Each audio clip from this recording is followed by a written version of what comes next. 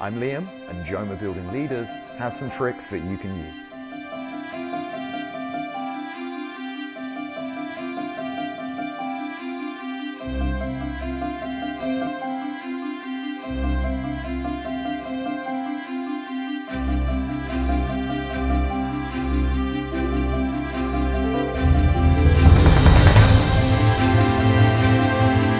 We can do something that's within our power, and it's called reframing.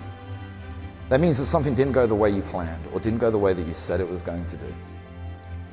But with the power to reframe somebody, you still have an opportunity to correct that the next time. If I just forget it, it's going to be a lot harder for me to have a second stab. But if I take that opportunity to reframe you, I've left that door open for myself. And when we deal with long projects, we need to constantly reframe because things are going to go wrong. And we need that door left open so we can finish that project. So when we reach the end of the project, the client is really, really happy. So reframing is a very important skill for us to learn. First of all, I'd say, just what I just hit on that, I think we'd all agree. We would really, really like and appreciate that the client only gave comment after the job was finished, right? After we've done everything, and then they can give us a comment. When the client is commenting through the job, it gets frustrating because they don't understand how the process works, so they're upset about things that don't even matter, you know? But again, we're looking at it through the client's eyes. It matters to them because it matters to them. So when these things happen, these are the situations that we're going to need to reframe that customer or client. We also are going to have to reframe our team constantly. We cannot forget it. We cannot take it for granted. They have a lot going on. Even a basic carpenter. I listed off the other week a list of skills, 30, 40 deep. There's a lot going on there. So when something does go wrong, and it will, because it will,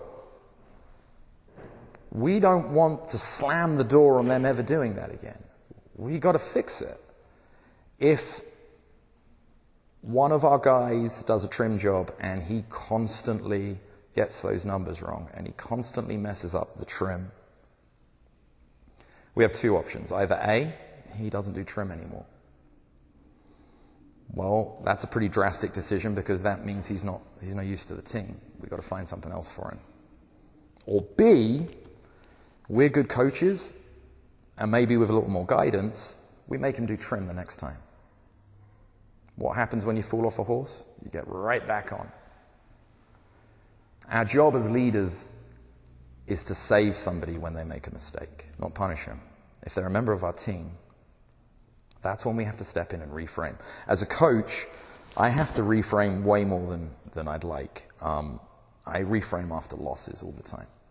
When a guy is trained for 6 months to fight somebody and he's amazing and it just wasn't his day and he had to tap, I'll have grown, strong men crying on my shoulder, crying like babies.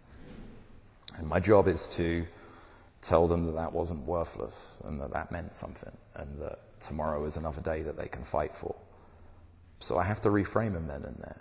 So you have to think real quick, hey man, I know you got knocked out, but I bet you're going to keep your hands up next time.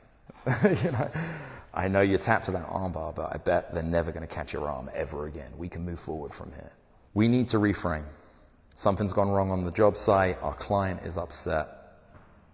We need to reframe it. It's okay. These were things that we can control. They never want to hear this was out of my control.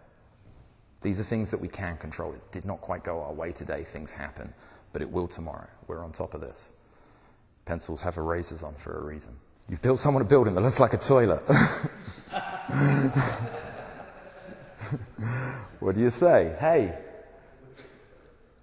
all of your patrons driving up to your building, all they're going to be thinking as they drive up to your building is the amazing panoramic views of the tri-state area they're going to get from the top. Sometimes you have to reframe.